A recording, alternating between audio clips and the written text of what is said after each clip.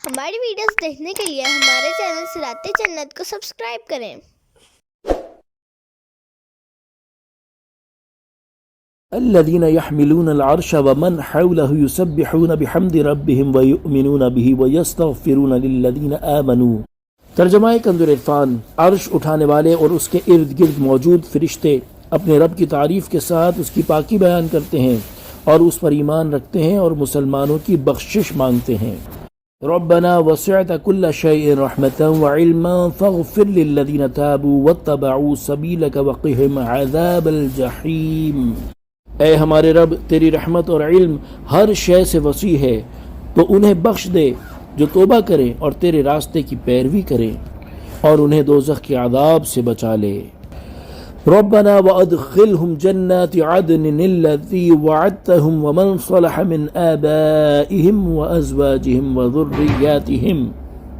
اے ہمارے رب، اور انہیں اور ان کے باپ دادا اور ان کی بیویوں اور ان کی اولاد میں سے جو نیک ہوں، ان کو ہمیشہ رہنے کے ان باغوں میں داخل فرما جن کا تو نے ان سے وعدہ فرمایا ہے۔ انک انت العزیز الحکیم، بے شک تو ہی عزت والا حکمت والا ہے۔ وقہم السیئات، اور انہیں گناہوں کی شامت سے بچا لے۔ ومن تق السیئات یومئذ فقد رحمتہ، اور جسے تو نے اس دن گناہوں کی شامت سے بچا لیا تو بے شک تو نے اس پر رحم فرمایا۔ وذلک هو الفوز العظیم، اور یہی بڑی کامیابی ہے۔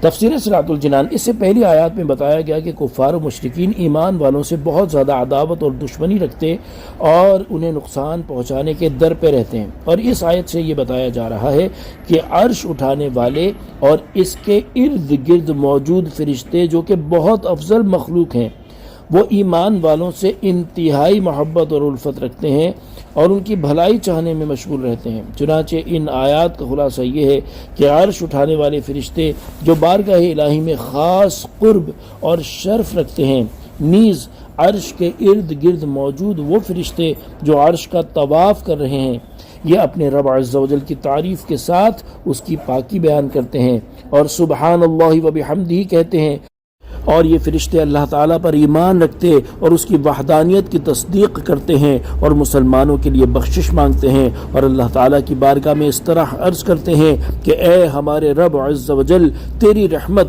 اور علم ہر شے سے وسیع ہے، تو انہیں بخش دے جو اپنے گناہوں سے توبہ کریں اور تیرے دین اسلام کے راستے کی پیروی کریں، اور انہیں دوزخ کے عذاب سے بچا لے۔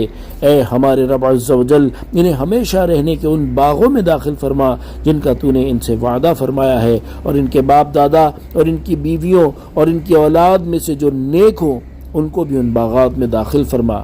بے شک تو ہی عزت والا حکمت والا ہے، اور انہیں گناہوں کی شامت سے بچا لے اور گناہوں کا عذاب ان سے دور کر دے، اور جسے تو نے قیامت کے دن گناہوں کی شامت سے بچا لیا تو بے شک تو نے اس پر رحم فرمایا، اور یہ عذاب سے بچا لیا جانا ہی بڑی کامیابی ہے۔ لہذا اے پیارے حبیب صلی اللہ تعالی علیہ وآلہ وسلم، اگر یہ مشرکین آپ کی پیروی کرنے والوں کو نقصان پہنچانے کی کوشش میں لگے رہتے ہیں تو آپ ان کی پرواہ نہ کریں، کیونکہ مخلوق کے بہترین افراد آپ کی پیروی کرنے والوں کو فائدہ پہنچانے کی کوشش کر رہے ہیں۔ ان آیات کی مزید تفسیر بھی مفتی صاحب نے بیان فرمائی ہے، انشاءاللہ کل کے درس میں سنیں گے۔ اللہ تعالیٰ قرآن مجید پڑھنے، سمجھنے، اس پر عمل کرنے کی توفیق عطا فرمائے۔